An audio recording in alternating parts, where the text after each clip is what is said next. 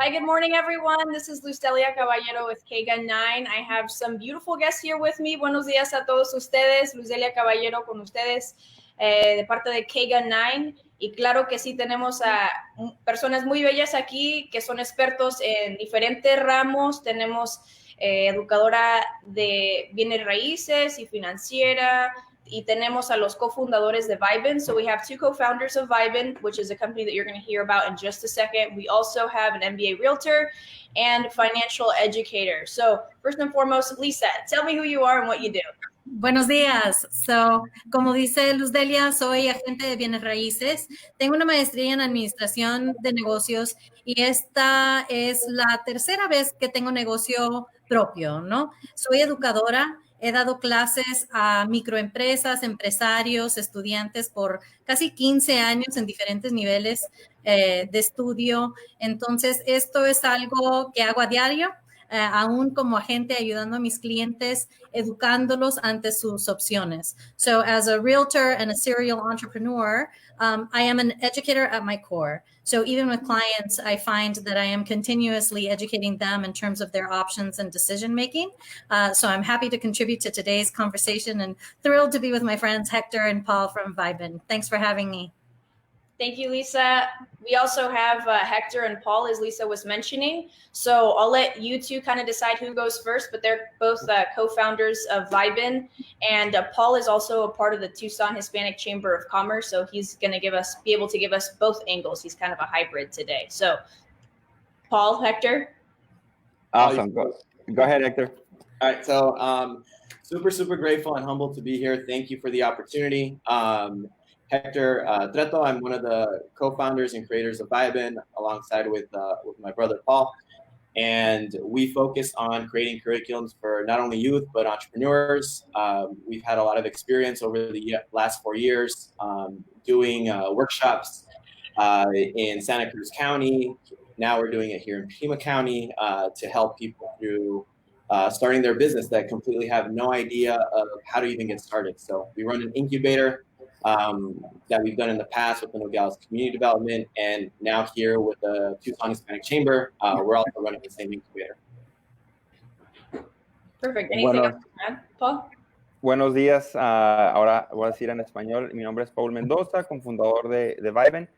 Como mencionó Héctor, hemos empezado hace 4 años con programas ayudando a la juventud y a pequeños negocios, especialmente ahorita en la ayuda a pequeños negocios. Yo creo que es muy importante porque ahorita todos estamos tratando de reinventar cómo hacer negocio, cómo capturar a nuevos clientes y cómo mantener los clientes que tenemos actualmente. Entonces estamos muy agradecidos por estar aquí hoy y compartir con ustedes nuestros conocimientos. Pues ya sí conocieron un poquito de nuestros invitados. You kind of heard a little bit about our guests here today. So we're going to get started. Small businesses and businesses in general surviving during the pandemic. So that's been a challenge.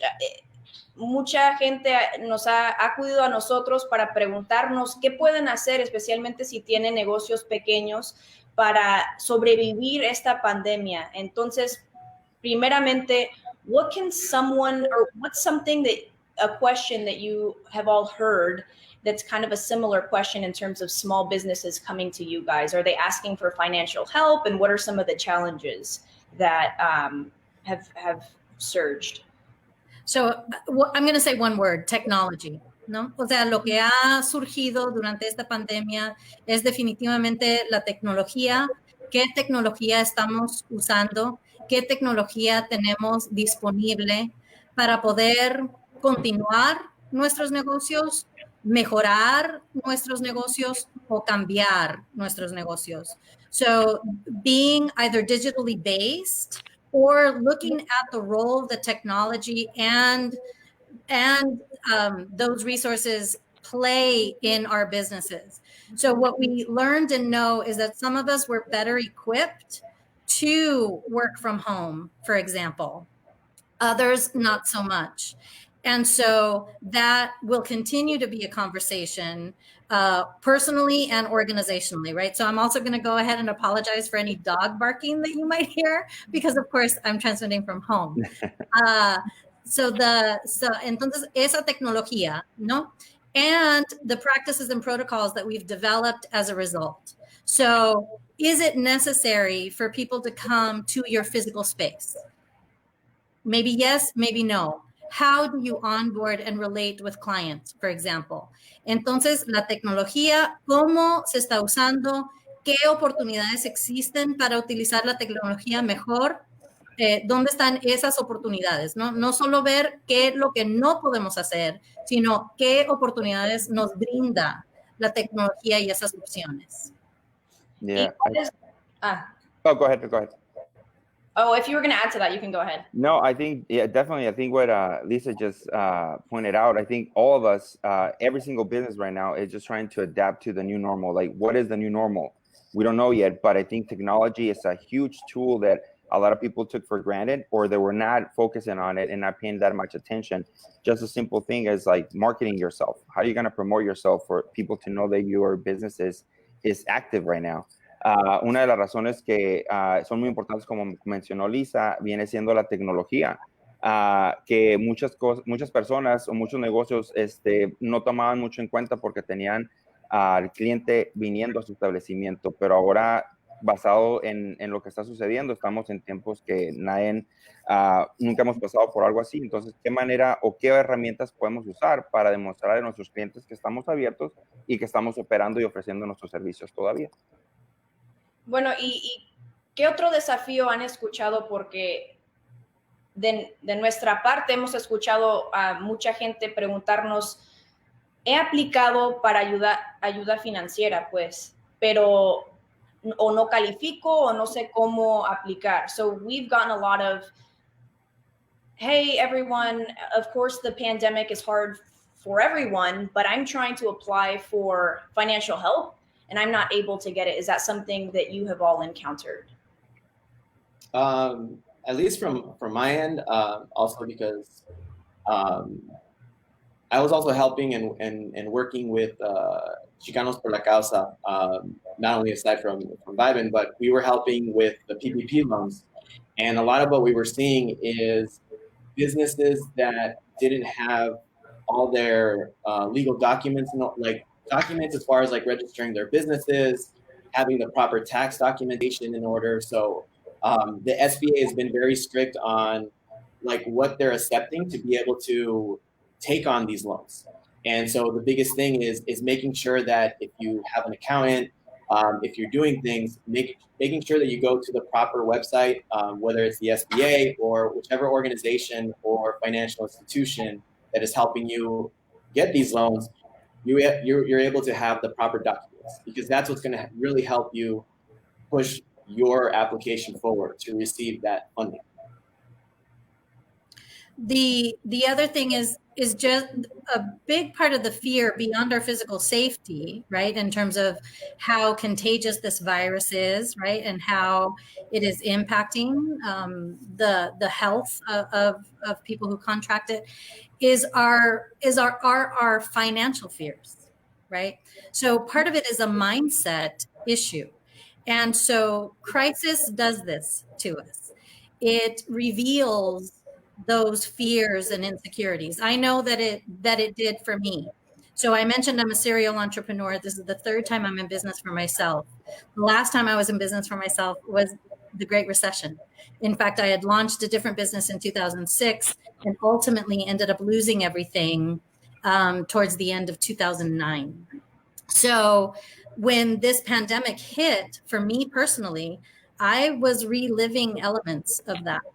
And so, of course, in the decades since, I have learned and gained so much more wisdom and so much more experience and insight that I have with me now. But that is part of what I feel our business owners are also experiencing, because this may be the first time they have faced a situation like this.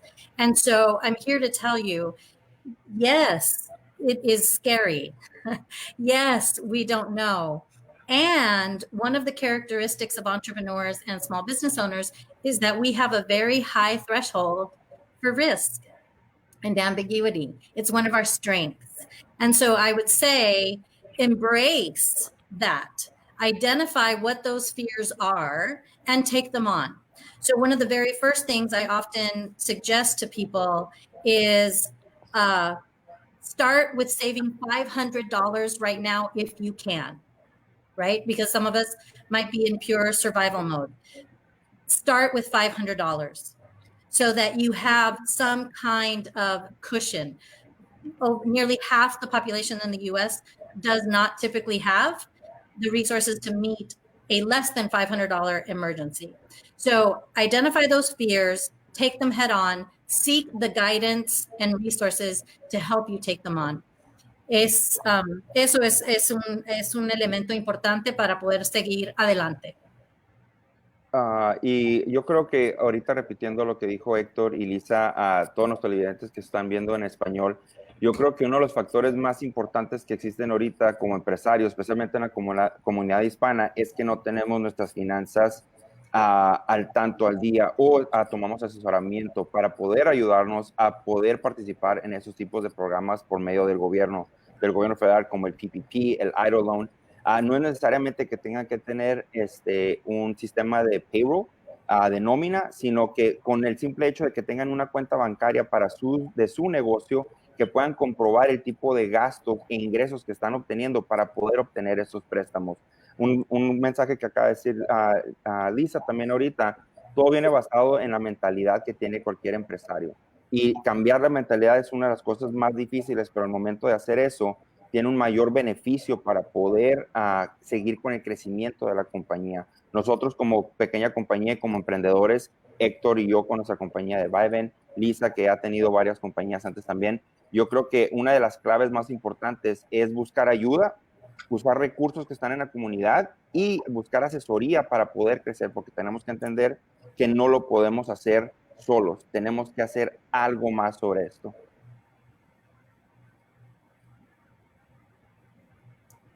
Bueno, sí, y por los que apenas están iniciando, antes de llegar a esta pregunta, solo les queremos recordar que tenemos a invitados de varios ramos, tenemos desde bienes raíces hasta cofundadores de una compañía que pueda ayudar a asesorarlos y ayudarlos si tienen un negocio pequeño o negocio en general. So thank you so much for tuning in. If you're just now tuning in, we have guests from almost every field, from, financial educators to real estate to co-founders of a business that can really help small businesses or businesses in general thrive. And we'll get to that. But before we get to them giving us more advice on their expertise on these individual subjects, we're going to get to this question from Xochitl Espinosa. So the question is as follows, and you can see it on your screen. With the pandemic, a lot of us have started small businesses from home. Now that the state is opening up, what steps should we take if we would like to continue our business? And I think that's a really good question because, yes, people are doing everything they can to stay afloat and keep their families living the life that they're used to living without maybe a loss of a job or all the furloughs and stuff. So who would like to answer this question first? So again, the question was, with the pandemic, we've started small businesses. Should we continue these businesses, and how can we kind of do this the right way? Because you guys were mentioning a lot of people start small businesses, they're successful only to find out, unfortunately, and during a pandemic, oh, we didn't do the paperwork right, we can't get financial aid. Right. So there is that administrative piece, right, to Hector's point.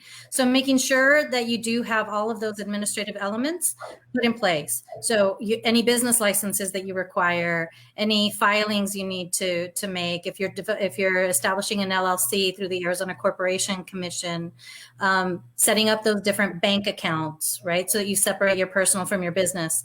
And then beyond that, the CDC just issued a 60 some odd page document on guidance for businesses on how to roll out their services to the public and the social distancing recommendations, right? So we have information coming from federal agencies. The governor has issued executive orders with regards to requirements and limitations, the county, and then the city of Tucson. So for example, Mayor Regina Romero extended the city's lockdown or shutdown until June 8th.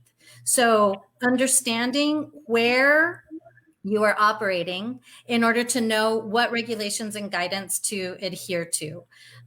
That would be the first thing. The fundamentals of business have not changed. As business owners, we are still solving a problem or meeting a need in the community. That is what we do as business owners. That has not changed. So that remains the same. Who are we targeting?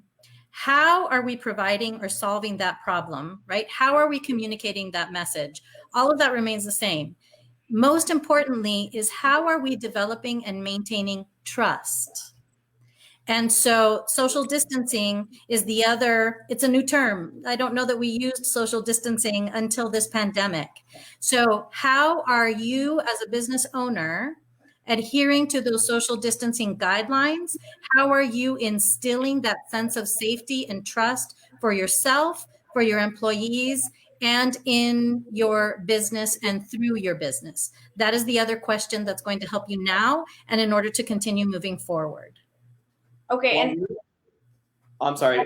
The other thing I was going to add onto Lisa's point is that I was also looking at the uschamber.com's website, and they have a very thorough explanation on opening guidelines, depending on what industry you're in, from nail salons, hair salons, childcare, schools, everything that you can think of, and they separate it on different states. So obviously, you can go into Arizona.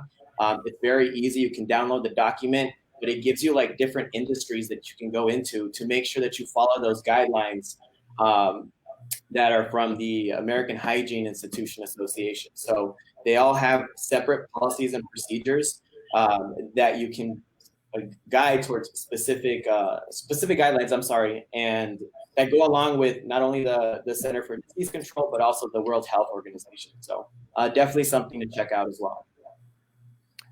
And definitely, just going back to the question that a lot of people are opening businesses right now due to the pandemic through home.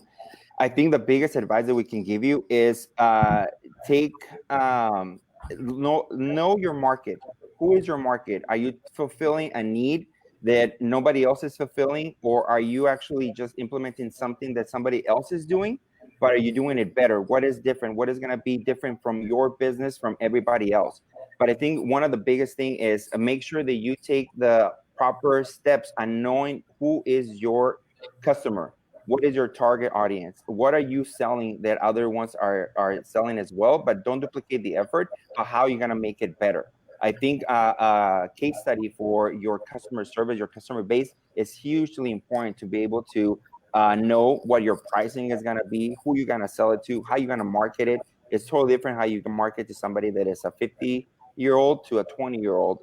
If both of them you think is your market, what is your messaging is going to be for each one of those individually businesses. The other thing to mention is systems. What systems do you have in place? Do you have a database of all of your customers, for example? That was one thing that I know many business owners realized now that they had to go digital was, oh, shoot, I don't have all of that information with me, right? So how are you capturing your customer information? What information are you capturing so that you can either begin, establish, or continue communication, but also so that you can make what are called data-driven decisions, right? A lot of our task as business owners is to make objective decisions within something that is very subjective. And the only thing we can do that is if we have information, if we have data. So to Paul's comment on who is your customer, knowing, are they typically male or female? What is that age range? Is it certain occupations? Is it certain salary, incomes? All of that, what we call demographic information, but also so that you can make decisions on, again, where those opportunities are, where those expenses are that you can cut so that you can continue to do business. I know that that is one part that many business owners, especially small business owners, struggle with, is creating and maintaining those systems. Y para la gente que ahorita o que vieron la pregunta en inglés, la pregunta era, miren, si yo he creado un negocio en mi casa durante la pandemia, lo continúo después de la pandemia y qué pasos tengo que tomar para asegurarme que tenga este negocio después que pase todo esto.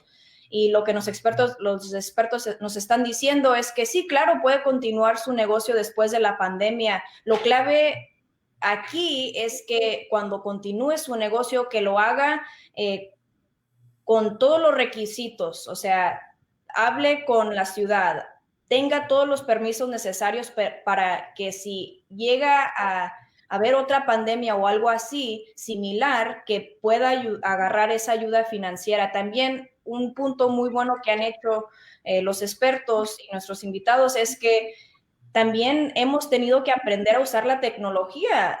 Esto, lo que estamos usando ahorita, quizá si no hubiera una pandemia, no estuviéramos aquí con 3 invitados ayudando al público, que es algo positivo y debemos de usarlo. So moving forward es algo que nosotros tenemos que usar y saber manejar, como las redes sociales, por ejemplo, Instagram, Facebook, Twitter, maybe Snapchat to market your business. So let's segue into that. Ahora vamos a mover la conversación a las redes sociales y cómo realmente poder market your business in a way that's going to be beneficial and maybe not that expensive if you manage your own social media accounts, perhaps. So I'm going to leave this to the experts. I have a couple of ideas of my own, but I'm no expert by any means. So Paul, sir, you want to chime in?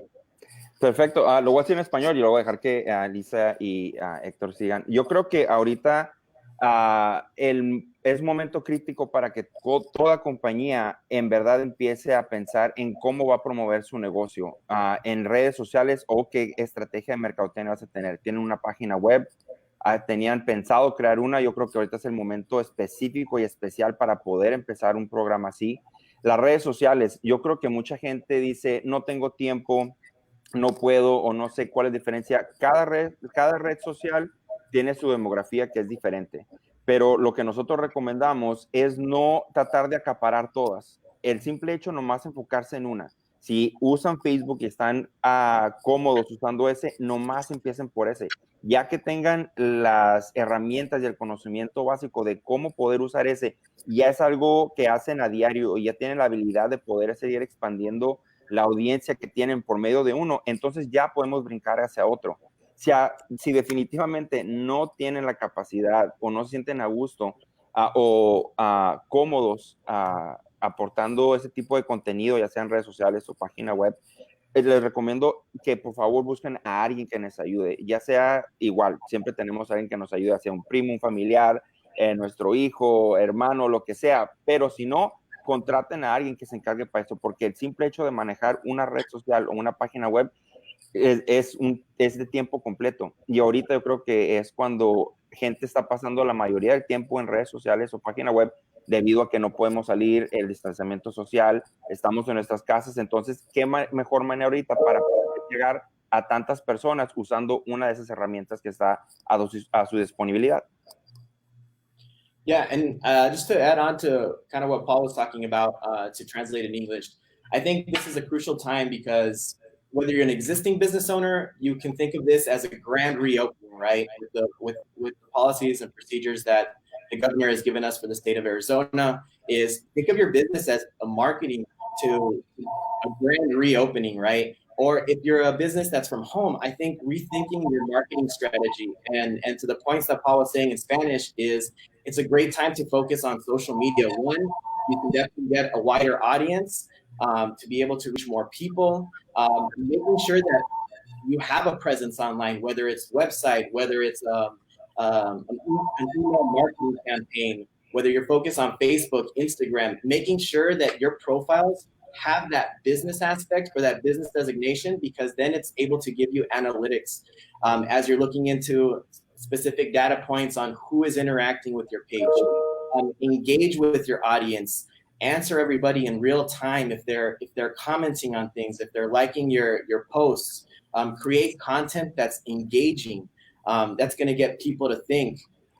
You have an area of expertise as an entrepreneur, so show people what you know, show them your knowledge, and think of it also as making sure all your information online whether it's through Google, whether it's through your Facebook page, Instagram, whatever, making sure that your hours of operation are clearly the same across the board so that there is no confusion communicating when your business is open, whether it's online or whether it's in a brick and mortar place. Making sure that it's consistent across the board is going to give that clear message to your audience to make sure that they're able to know when you're in business. So one fact that I like to remind people of is that it costs us it's 5 times more expensive to recruit or obtain a new client or customer than it is to retain one. So many of us focus on getting and building our client base or our customer base, ignoring our current customers, right? So that is something that I want to make sure you all are doing, is that you are understanding who your current customers are and understanding what it is that you are doing and can do to retain them. Because still one of the most important forms of marketing is word of mouth. Still. Even with social media is an extension of that, right? It ultimately is coming down to people who know us, trust us, and love us, recommending us and referring us to other people who they know, love, and trust. So never ignore the relationship and the connection aspect of our businesses. So if you haven't been communicating with your client base during this time because you haven't known what to communicate or how to communicate, as a teacher, I'm going to give you some homework, right? Beyond the $500 emergency fund that I want you to establish. I want you to reach out today. If you have phone numbers, call them. If you have, or text them. If you have their email addresses, email them. If you're friends with them on Facebook, message them. Establish or reestablish that connection. They want to hear from you. They want to know how you're doing. They want to know you're well. They will appreciate knowing you are interested in them. They came to you before. So honor that relationship and understand how you can continue to nurture and grow it. Y Lisa nos dio un buen punto para todos aquellos que nos están escuchando, que tienen su propio negocio.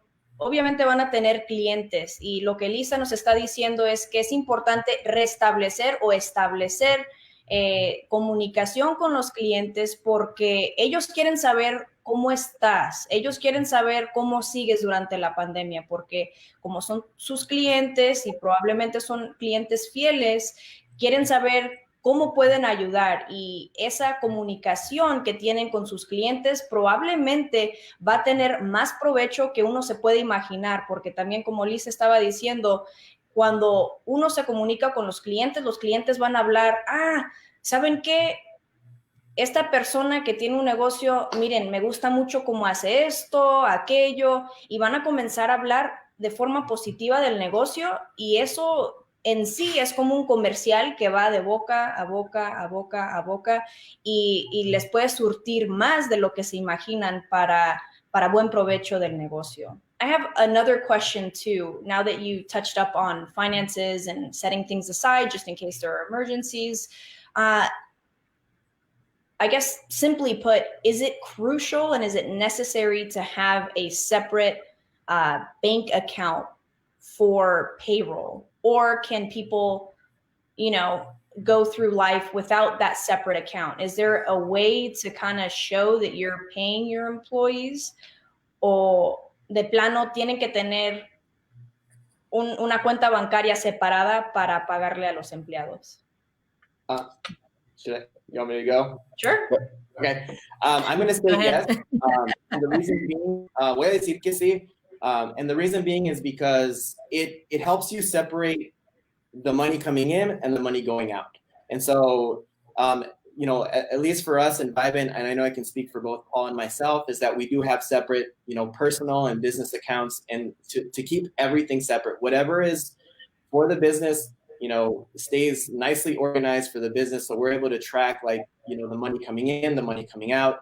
Entonces, igual, es muy importante tener una cuenta bancaria separada de negocio y personal. Y la razón es porque todos los gastos que vienen saliendo del negocio o el dinero que va entrando se queda organizado en esa cuenta. Tus gastos personales los dejas personales. Entonces es muy importante y te ayuda a quedarte organizado, especialmente si estás enfocando, vas a abrir otra vez, tener todo organizado de una manera que tú puedes ver qué está entrando y qué está saliendo. Entonces, eso es un consejo que sí les dejo, que nosotros nos ha funcionado muy, muy bien como Biden, para Paul y para mí. Entonces, sí les recomiendo a los empresarios que sí tienen una cuenta separada.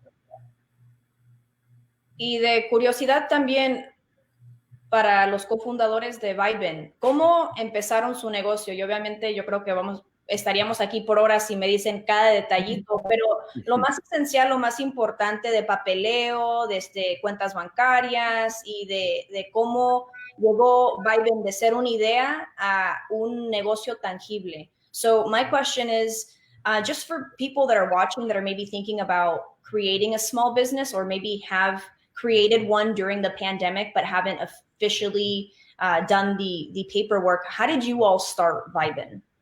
Well, Vibin started as, you can say it, a passion project. We wanted to help the community, and how we started, we just started putting positive messages on social media, our thoughts into a picture and then adding a quote. But how it's evolved is that now we're using our quotes and our knowledge into the community, putting it back. So taking action on how we actually approach what we have done. And I think even when we started, we knew we had something and we had this idea. But after we started to go forward with this idea, different opportunities started to show up at our doorstep. So what we did, and we did that immediately, is ask for help. Actually get advice and get a mentor that can help us on how to establish and how to be able to do a business plan. How are we able to pivot and see different opportunities that came above that we are able to go forward with and do everything right from the beginning, so we can avoid those headaches and that hardship on the long run.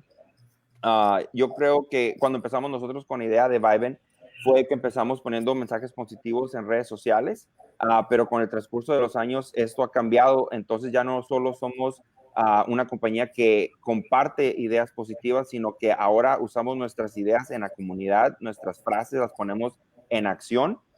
Y cómo fue de que se convirtió de una idea a un negocio, fue de que buscamos asesoramiento, buscamos a mentores y ayuda de esas personas que tienen el conocimiento que nosotros no teníamos en ese momento para poder transformar el concepto de Viben a un negocio en el cual nos ha abierto puertas con colaboraciones con la Cámara de Comercio Hispana, con diferentes instituciones aquí en Tucson, en el condado de Santa Cruz.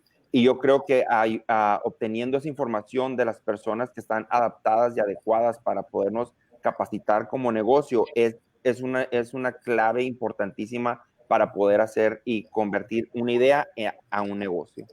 Y claro que, como nos estaba diciendo Héctor, que también tienen cuenta bancaria separada para separar lo personal del negocio. And of course, as Hector mentioned, they also have that separate account at their bank where they're able to separate personal purchases from professional purchases and money flowing in and money flowing out, which is extremely important. And talking to our financial educator, what can you tell us? I mean, they've both said, no, definitely go with professional bank account, make it separate just so you kind of have a paper trail. Is that what you would advise as well? Or what are your thoughts on that?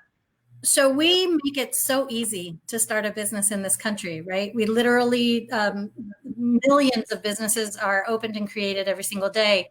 Ideas are the currency of entrepreneurs, right? Creativity is the lifeblood of our economy and our society, and businesses reflect that creativity. So we make it incredibly easy, which then leads to some informality, right? Thinking, oh, I can just use the same account. I don't really need to create an LLC or register or get a license. But that will eventually come back to haunt you, and you will have to address it. So it is a best practice to just do it from the very beginning. And we work hard as an economy to make it easy. So for example, to create an LLC, you go to the Arizona Corporation Commission, you create an account on the portal, and you submit paperwork, pay online, and wait to hear from them electronically. So even in the 10 years that I was in business before and now, I was able to get my LLC created in, I want to say 1 or 2 days. So those are things that that resources exist. On the City of Tucson's website, you can see how to establish a business in the different municipalities, right? Marana, Oro Valley, they all have resources available to make it very easy for you to formally create your business. Depending on what your idea is, do you need to register a trade name, for example? All of those are questions that can come up. And as Paul mentioned, ask those questions. There are a lot of us around who are happy to help get you those answers and connect you to other people who can give you those answers as well. One of the things I love to do is to create strategic alliances, right? O sea, las alianzas siguen siendo sumamente importantes y en el futuro. Another fact that I love to share is that I think, and it still holds true, but Coca-Cola was always outselling Pepsi. Do you want to know why? Was because Coca-Cola had a strategic alliance with McDonald's, and McDonald's was the world's fastest and largest franchise. So this is an opportunity for you to look around this community to understand who is also in business. How might we partner? Paul, Hector, and I, this is a partnership. This is a strategic alliance that we three have engaged in because I'm on the constant search for like-minded individuals, right? Who else is a servant leader? Who else wants to be of service in my community? Who else wants to make my community the best place that it can be? And these two dudes are part of that, right? So who are your strategic alliances? How can you trade? Right. So when I owned a restaurant 20 years ago, I had businesses that I did trade with. So they got X number of dollars in free meals, and I got, X number of dollars in graphic design, marketing, right? So think creatively about how you can leverage your business, your resources, and join forces with others to continue and to redefine your business. La creatividad siempre va a ser algo necesario y la flexibilidad y la manera de poder adaptar, ¿no? Nos mantenemos en negocios, en negocio y mantenemos nuestras empresas porque tenemos la capacidad de ser flexibles, adaptables y continuamente aprender. Eso es como sobrevivimos y continuamos sobresaliendo. Y no importa la economía. And just to add on to what Lisa was talking about, I think one as a business owner or an entrepreneur, I think it's a great time to be able to have empathy, because what we need to realize is to humanize it a little bit. Like, we're all in the same situation to some degree, whether it's on a personal level or as a business. Like, we're all in this together, right? And I think we're able to help each other and build each other up, and building those strategic collaborations, no matter what industry you're in. But if you're able to make alliances with other people, you're able to build them up. You're able to cross collaborate. You're able to cross promote. So you're reaching other audiences. So I think it's really, really important to create those relationships and build up your network, especially now, because we're all in the same boat. We're all rebuilding to some extent. And I think we have a lot to benefit and a lot to leverage from our own experiences and our own knowledge to be able to help others. Because when you put that foot forward, when you're trying to help people, when you have empathy and you're putting that forward, I think it comes back tenfold. I mean, at least that's the experience that we've had as Vibin, especially collaborating with Lisa on a variety of projects. You have everything to gain when you're providing value first. Sure. And those are all great points, because at some point there is going to be, unfortunately, a business that may be thriving right now or post or before the pandemic. And because of the pandemic, they find themselves in a predicament because, they don't qualify for financial assistance and maybe other grants that they would have had they done things the way that you did by filing your paperwork and maybe having that separate bank account to track that payroll. So those community ties are crucial because at that point the community, you kind of lift each other up. Y lo que estoy diciendo es que es un muy buen punto lo que dicen los tres, es desafortunadamente van a haber negocios durante este tiempo que simplemente no califican para la asistencia monetaria del gobierno porque quizá no hicieron el papeleo adecuado o no hicieron papeleo y punto, porque se les hizo fácil empezar un negocio de casa y les estaba yendo muy bien, pero ahorita lo que ellos están diciendo destaca la importancia de poder tener la ayuda de la comunidad y tener esas conexiones, no solo con otros empresarios, pero también con los clientes, porque la comunidad realmente puede ser uno de las partes más esenciales del negocio, porque si los clientes y la comunidad aportan y apoyan tu negocio, quizá puedes sobresalir sin esa ayuda financiera del gobierno. Y a veces no, y a veces, como Lisa estaba diciendo, ella también pasó por algo similar y tuvo que perder todo para quizá volver a empezar. Pero Lisa, tú estás muy bien. See, I not only survive, I thrive, right? And that's right. I'm vibing all the time, right? If I could, Luz Delia, I'd like to share a graphic Sure. with the audience, please. I'm gonna do this here. Just share your screen. Right. I've got something, because I mentioned mindset briefly, right? And so I have learned this for myself. As I said, fears and insecurities bubble up all the time, right? But crisis in particular reveals them. And so one of the things that I made sure to get very clear on for myself, I'm not sure what you guys are seeing right now. If you're watching my device, take its time. I'll see you. Okay, give me just a sec. I'm pulling this up because I know I have found it, like I said, incredibly helpful and beneficial to think of. Okay, it's loading now. So the wonders of technology, right? And how we have to be patient with it also. Oh yeah, that's something. Better or worse? At least my camera is holding up this time. One of the last times the guys will tell you that my camera decided to, stop working. It just mentioned a little bit about what Lisa's talking about, your mindset on how to approach business, right? I think a lot of businesses or entrepreneurs are always afraid of failure because you feel that you're going to be judged or that your idea is not something that is going to be able to move forward. But on the contrary, think about failure and an opportunity to be better at what you do, to create a different habit for that result not to happen again. How can you use that failure to your advantage or that setback?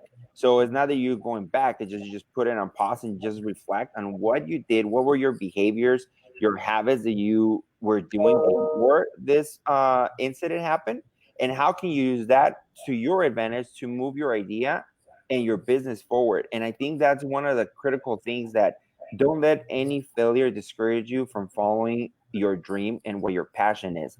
And like Hector has been mentioned, or Lisa, and all of us here, I think at one point we had just the idea, but if we would have stopped at a certain point because we fail, we wouldn't be here right now, being able to share our journey, our ideas, our concept, our business with everybody that is listening right now, or whoever is going to watch this video in the future. But don't let that stop you from learning and asking for help. If you don't know, it's okay. There's somebody out there that has that knowledge that's going to make you better. And like what Lisa was saying, and Hector, those alliances that you have, they're going to make you better at your craft. It's not necessarily we have to take everything into our own hands, but find those people that are gonna elevate you and see your vision so you can get to a next level when it comes to that.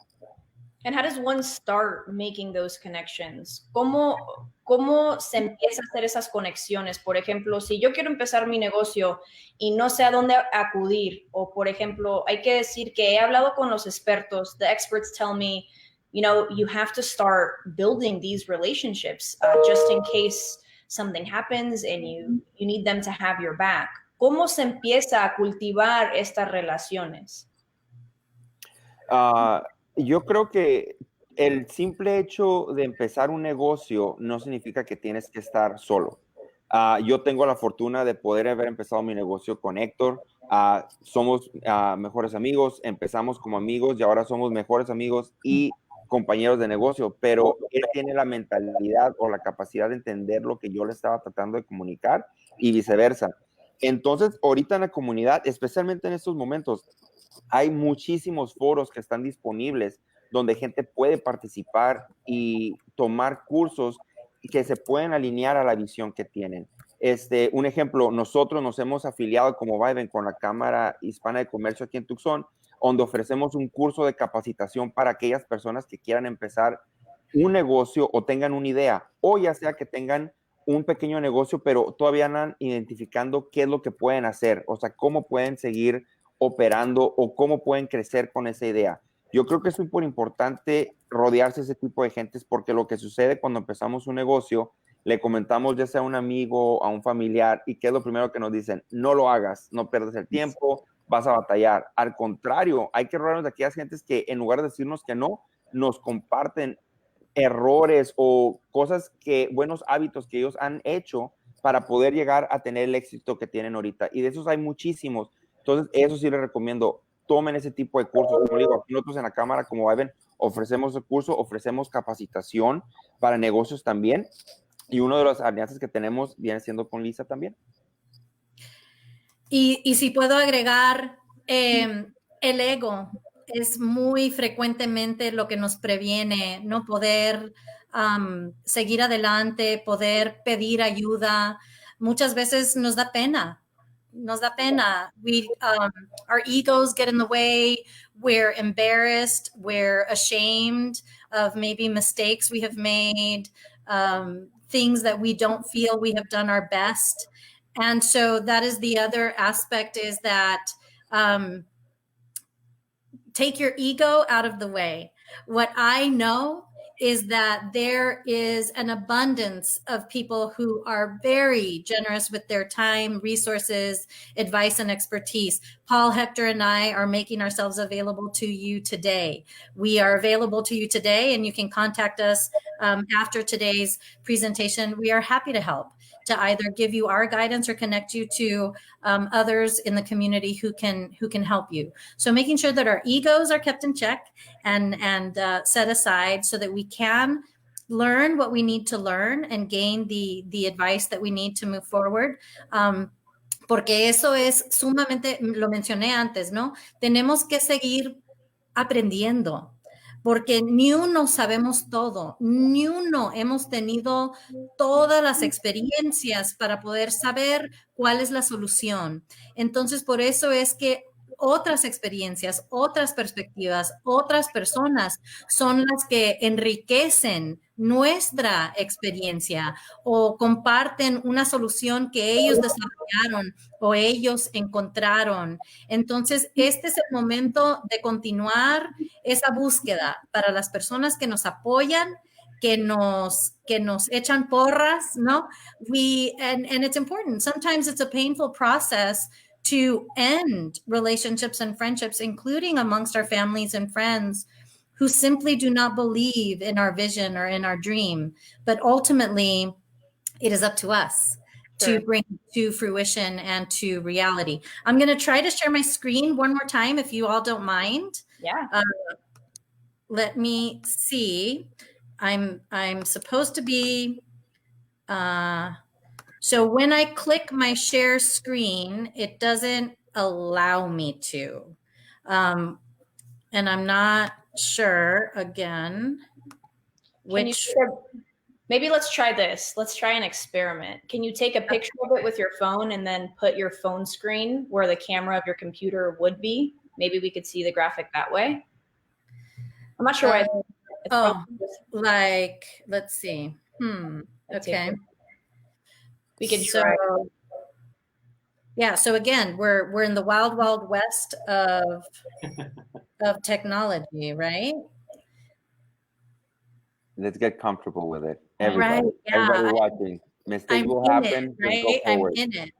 Yeah, because when I'm able to hit the share screen at the bottom of the chat that we're seeing, right? Yeah. But then when the share screen box pops up for me to share, it's grayed out. It doesn't let me do it. So it might be something on the back end. Maybe.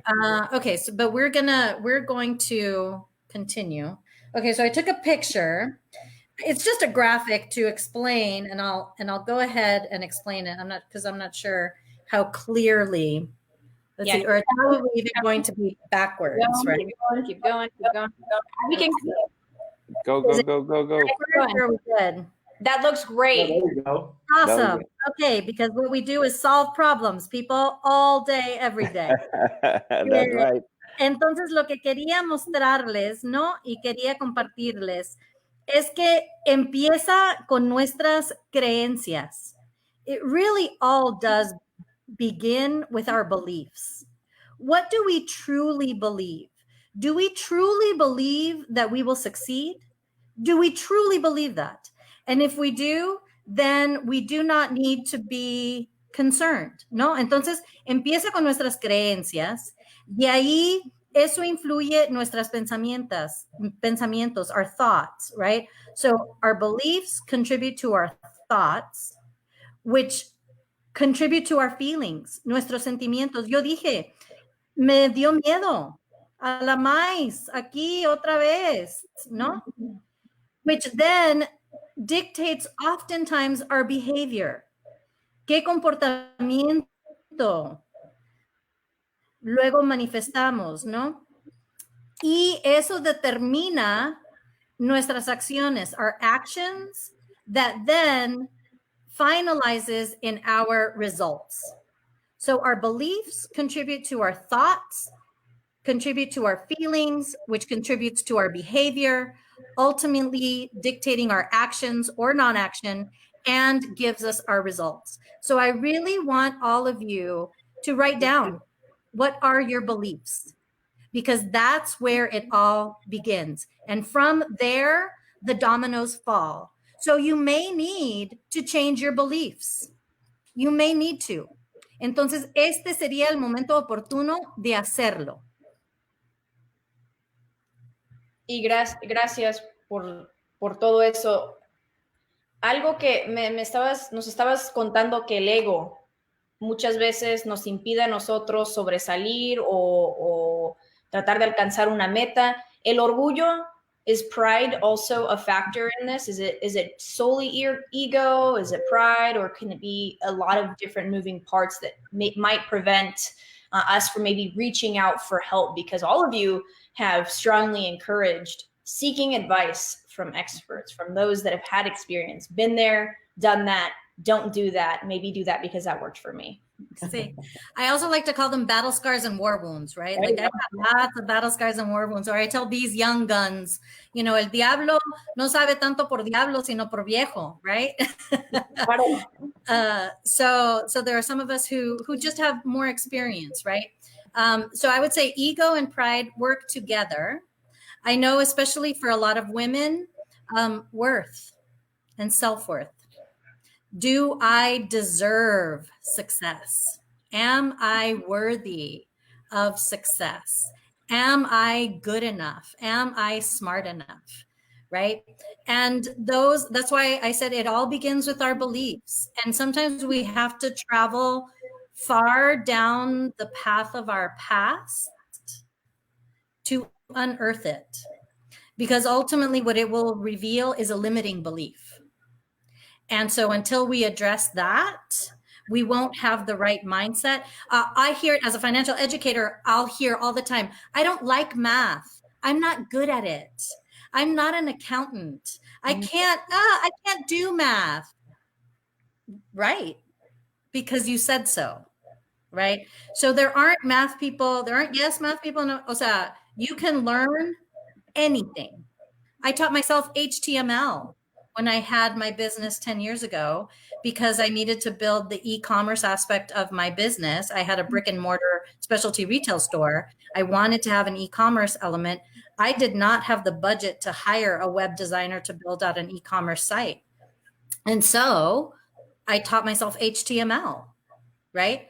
So Right. you can absolutely learn anything. You can. As parents, we're oftentimes better at telling our children that than believing it for ourselves, right? And so again, it all begins with our beliefs and making sure we're keeping those in check. And that's how ego and pride can sometimes get in the way. Or we think that our questions are silly, right? Oh, that's a stupid question. Again, I'm saying this as an educator who has taught for many, many years, right? So getting people to feel safe enough to ask those questions, right?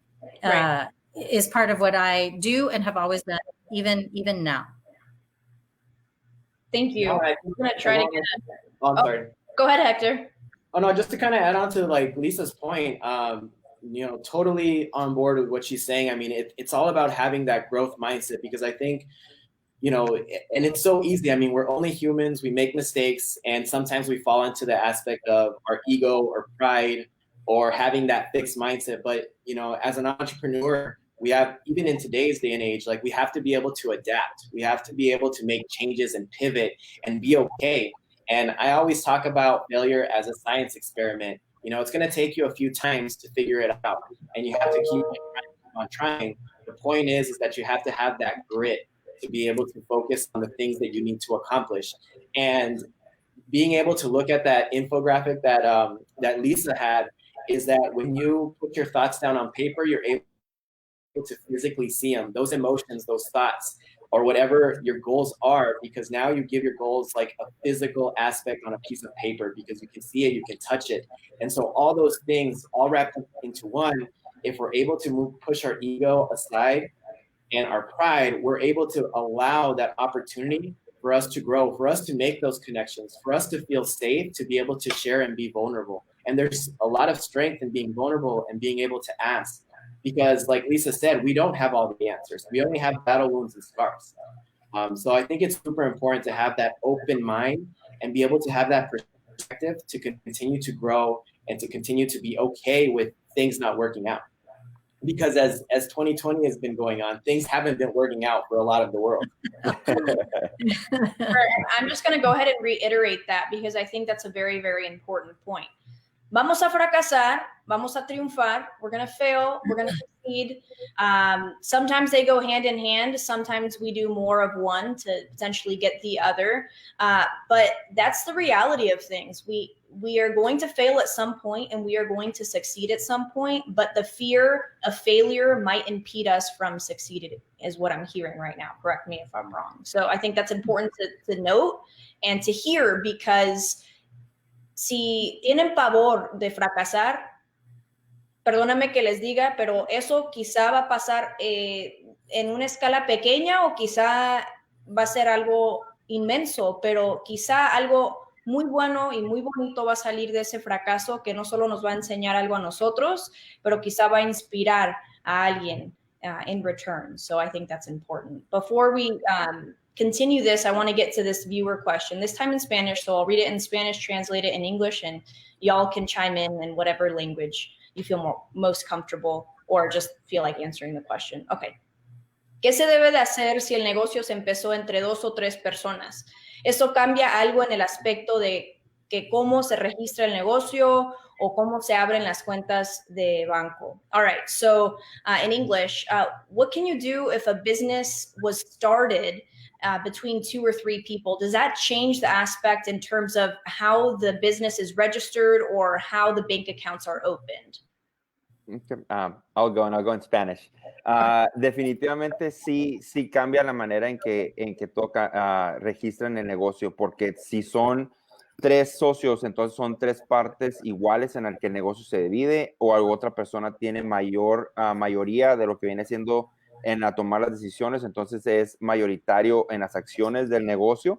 al registrar el negocio tienen que tener muy claro cuál va a ser el porcentaje de cada persona que va a ser parte de este negocio, de esta institución. Y yo creo que va basado en lo que acaba de comentar Héctor y Lisa cuando venimos hablando del ego, qué es específicamente la habilidad de que cada persona tiene y qué contribuyen al negocio. ¿Qué es lo que van a ser diferentes?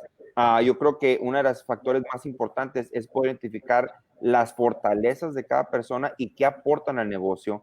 Y no importa que no sea la misma división, pero a lo mejor hay un acuerdo o un convenio que se hace mucho antes de registrar el negocio para poder tener en claro qué es el rol de cada persona y así basado puede ser cuál es el porcentaje o puede estar dividido igual en tres partes iguales o ya sea en dos. Cuando viene basado a lo de las cuentas de negocio, eso también tiene que tomar en cuenta porque van a necesitar una tarjeta para cada persona. No necesariamente tiene que ser una cuenta individual para cada miembro, pero puede ser una cuenta de negocios en la que todo el dinero filtra y entra a esa cuenta y de ahí basado todo el mundo se va pagando su porcentaje o lo que debe de ser su salario o comisión que viene basado a lo que viene por parte del negocio. Pero yo creo que el formar colaboraciones o contratos con personas que van a empezar un negocio, yo creo que antes de empezar hay que tener muy claro y definir muy claro el rol de cada persona para poder llegar a tener el crecimiento necesario o poder identificar qué oportunidades existen que a lo mejor esas personas que están formando el convenio no tengan ese tipo de experiencia y así puedan buscar el dónde o con quién se pueden alinear para poder obtener ese tipo de recursos. To add on what Paul was saying in English, I think it you know, when you have different, depending on how many different partners you have, depending on the responsibilities or what each partner contributes, absolutely, you know, when you're looking to register your business, you can either, you know, have 3 equal parts, or depending on how much equity or sweat equity each person has, there can be a different percentage of ownership. Same thing with a bank account. You know, you're not going to have, you know, 3 separate accounts, but you're going to have one account where everything is coming in, business account. And I mean, even if it's depending on how many partners are involved, you can either delegate the responsibilities to someone that is more on the number side and is able to manage finances, and that's delegating their responsibility, or hire a complete separate third party accountant that's going to be able to manage the business expenses, payroll, and stuff like that. So it just depends on one, like depending on affording an accountant, or if you're able to delegate the responsibilities and have someone take on, you know, that those opportunities in the business. So either or. Okay, and then talking more on money, I know initially we were saying that if paperwork wasn't filed correctly, they wouldn't be eligible for maybe money that's coming in, or wouldn't be eligible to apply for PPP. Help me out here. PPP. Missing one. So are there grants available for those that do not qualify for certain stimulus help? Yes. So the city has launched a program because the PPP is a federal program through the CARES Act that was voted through Congress. But the city of Tucson did launch a grant program, and the deadline to apply is, I want to say, May 26th. The CIC, the Community Investment Corporation, has assistance available. And this is true. So the city's program is more related to the pandemic, but there are funding opportunities have always been funding opportunities available through, for example, the Small Business Administration, through lending institutions on their own. So those resources have always been available, are currently available, and will continue to be available moving in the future, which is why we keep stressing the importance of having your administrative house in order so that you can more confidently apply for that type of support and help. But also, it's important, and one thing that became evident during this pandemic was that businesses understood that they didn't have a relationship with their financial institution. So again, it is ultimately about relationships. So how are you nurturing and developing those relationships in terms of the financial aspect of your business?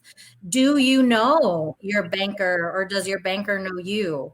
Should you stay with the bank that you are with? You can have your personal accounts in one place and your business accounts somewhere else. So how have you shopped around for that? And again, it is only in the moments of highest need that character is revealed and those weaknesses come forward, right? So to your point also about failure, my belief is that you only fail if you did not learn, right? So what does the experience, what do you gain from the experience? What do you now know better? What do you understand more clearly? What do you not want to do again, right? How are you better because of this? Okay, so that's good to know. I know a lot of people were probably or have been stressing out the last couple of weeks, knowing, okay, well, I don't qualify for PPP, I don't qualify for the SBA loan, and all these stimulus checks or funding that's coming in to help other small businesses. What can I do? So the answer is yes, there's help for you and there are resources. Question now is there a place where they can go to find it? So si usted no califica para ayuda financiera o, bueno, ayuda financiera en general, ¿no? ¿Dónde puede acudir esa gente para agarrar ayuda? Y sí hay un sitio web, arizonatogether.com, no, arizonatogether.com. That is the clearinghouse currently for the state of Arizona in terms of all of the resources that are available to individuals and to businesses. So if you have not gone onto any other website, I would say start by going to arizonatogether.com. They do have the website en inglés y en español para poder educar el público ante los recursos que están disponibles, ¿no? Tanto para individuos como para empresas y empresarios. Okay, quick two cents that I wanted to add too. Aside from like the financial institutions or community development, investment corporations, but there's alternative funding. I was researching last night. I know Facebook is doing small business grants to businesses that were affected by COVID-19. They were pledging over $100 million. So if you have the opportunity to check out Facebook's small business grants. Another thing that both Paul and myself with Vibin have been a part of is a third party, which is kiva.org, which is a crowdfunding platform that gives business owners loans that they can be able to pay back at 0% interest. There is definitely a process, but there are other alternative funding methods out there that you can look into. If you don't qualify, through these financial institutions, through the SBA, there is information out there to be able to help you find other alternatives funding to be able to support your business. And before we kind of summarize the key points that we've learned with these wonderful guests here, does anyone else want to add anything? I think the biggest resource that exists out there right now, this very moment, is people. Use your people, use your connections, ask for questions. Don't be afraid in this moment to ask for assistance. I think, like everybody said earlier, at one point, maybe you don't feel you've been affected so far, but at one point you will. So what are you doing to prepare yourself to avoid that hardship that comes after that? So surround yourself with people that are going to be a resource for you, and you can give back to them as well. It's not just a one-sided way, it's both ways. So what can you provide to others that they don't know? And what can you learn from other ones that you are lacking that information on? So please surround yourself with people. That's the biggest thing that we can do. I know maybe it's not in person, but always a call, a comment on Facebook, on social media, an email type of platforms that exist right now through Zoom and via everywhere. So that's my highest recommendation for all of you. Please reach out to anybody that you feel that you're lacking knowledge on something. Ask for help. Perfect. Muchísimas gracias a todos ustedes por estar con nosotros. Thank you very much for being here with us. Key points that I took away from our session here is, first and foremost, ask for help. Reach out to professionals, advisors that have been there, that have done that have maybe learned from that. So that saves you a little time and trouble while starting up your business or embarking on your journey, whatever that may be, whether it's business related or not. Secondly is start and read up before you do anything. Again, hand in hand with the asking for help and talking to professionals about it. Start your business right and use this time, if you haven't, to do that paperwork. So I know earlier we had a question regarding, okay, well, what if I kind of started a business to keep myself afloat? What do I do moving forward? Do I continue it? Absolutely, continue it, but go file the paperwork, get your separate bank account, do things right so you can track your expenses, track your payments, track whatever's coming into that account, and have a separate one from your personal. And third is, it's all about how we think of things and how we approach things. So mentality is a huge part of it. It's kind of a cause and effect. So if you're going into something very positively, but things go wrong along the way, your mindset is really going to either enhance and improve your experience, or it's maybe going to send you down a deep black hole that you're going to spiral into and maybe not be able to get yourself out. But silver lining, if you're there and you reach out to friends, reach out to clients, reach out to your community, they will most likely help you get out of that rut, and if not, put you back in the place you were before. Thinking positively, you might be even better off having learned from that experience and having that now support network, because it's really a net.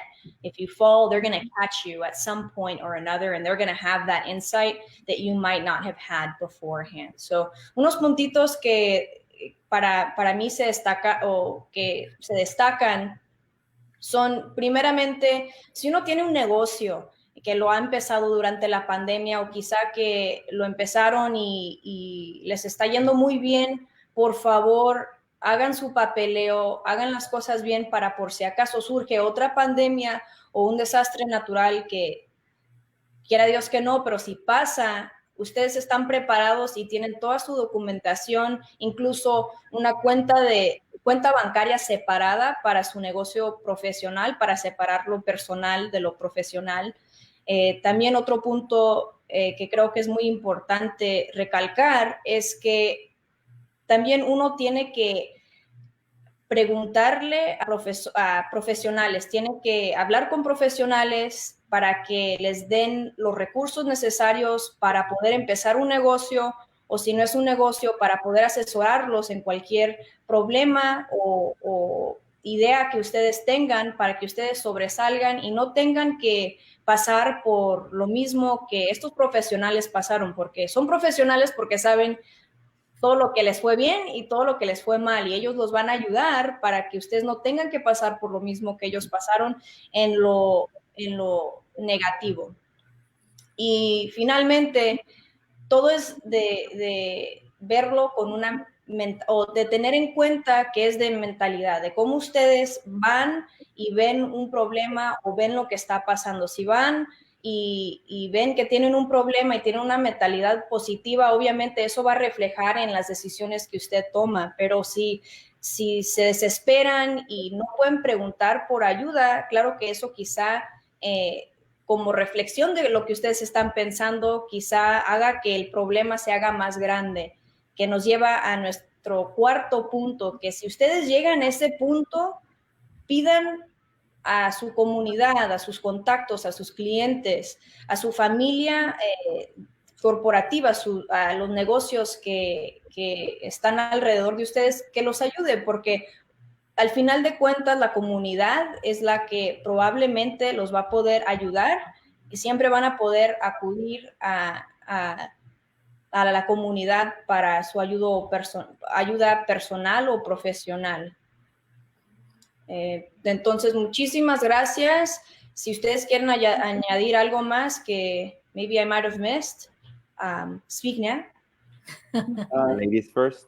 Ladies first. Sí, gracias, o sea, nada más agradecida, ¿no? De estar con ustedes, compartir un poco pues de las sugerencias y el apoyo que estamos dispuestos a brindar a nuestra comunidad, right? Glad and grateful to be here today. These dudes are some of my favorite people. They know that. I call them co-conspirators, right? And so my pleasure and privilege to be here today. You guys know how to reach me on Facebook. Happy to contribute to the conversation and hopefully engage in a continued conversation, right, Luz Delia? We're Sure. happy to continue doing this and look forward to seeing you in person sometime soon. Well, thank you all very much for tuning in. I know our viewers are extremely thankful for everything they have learned today. And again, Hector and Paul, co-founders of Vibin. Everyone's vibing right now. Everybody. Annette, MBA realtor and financial educator. So if you have any questions, feel free to reach out to them. I have tagged them on my professional page. It's Luz Delia Caballero Kagan. So you can go on my Facebook page and see them. They're tagged and then go to the respective pages. But if not, Vibin, VIB''N, and then Lisa Nut Realtor, right? With 2 T's, please. Right, Lisa, Lisa, Nut, N-U. Lisa como el pescado. Pues muchísimas gracias. Saludos a todos. Thank you so much for tuning in. Stay safe, stay healthy, and stay positive during these times. Thank you so much. Indeed. Thank you. Thank you.